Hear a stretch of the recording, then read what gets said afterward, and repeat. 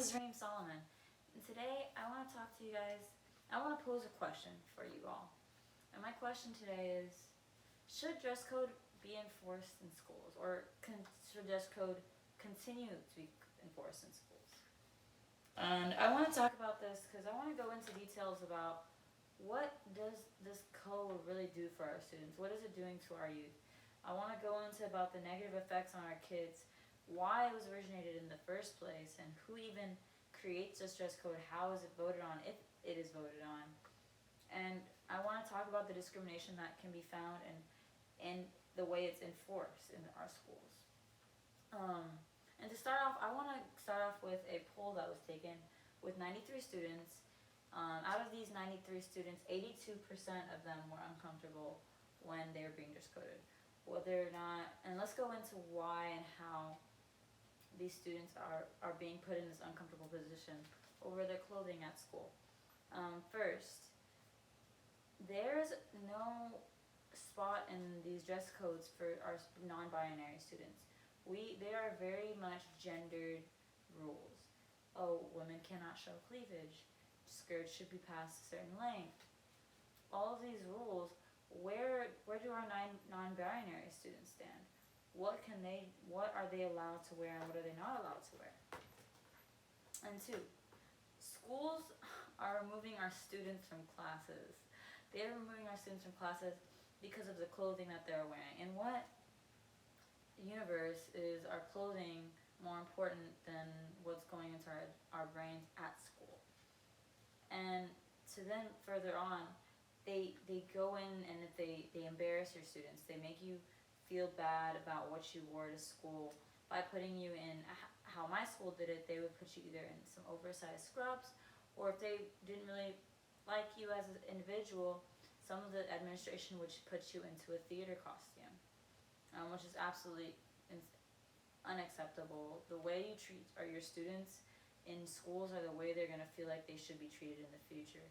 Are we harming our students, or are we helping our students here with this code? That's the question I want to pose there. And then we move on to how this dress code initiates victim blaming and it initiates a rape culture. You're telling these students that the reason that they're being looked at or they're being treated badly is because of their clothes. You're telling them, oh, well, you're responsible for the boys' distraction.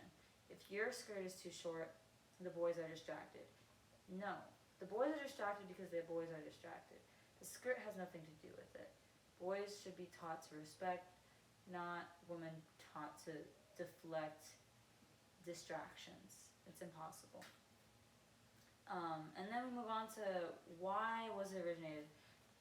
It was originated in 1969. The dress code was initiated in schools because there were students wearing armbands to go against the war, the Vietnam War. And so then the Supreme Court decided in Tinker versus Des Moines ISD that schools were allowed to limit expression as long as there is concern for that expression will be disruptive. Nowhere can I see that a spaghetti strap is destructive to class. And so schools are obviously taking advantage of that law that was passed for them. And not only that, but the school administration is taking a high control of it. There's no checks and balances for this. It is the school administration straight to the school board, and that is what it is. Parents should have a right to know what is being voted on in their schools, in their school dress code.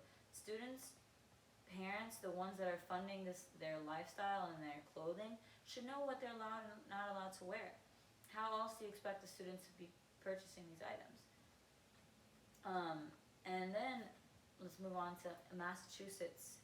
Principal was found to, she found herself reviewing her dress code, and she saw in her own dress code at her school that her own dress code was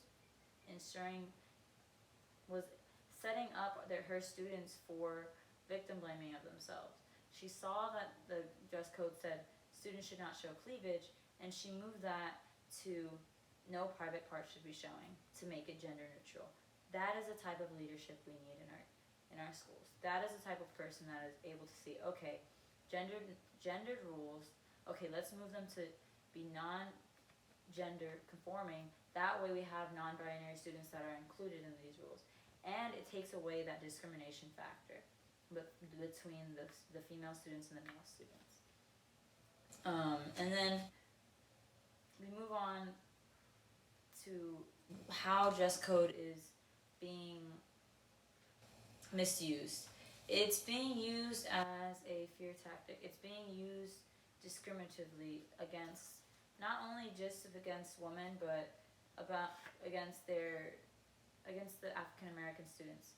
These students, there's been a study by the National Women's Law Center that showed that African American female students were being targeted higher than any other students comparatively.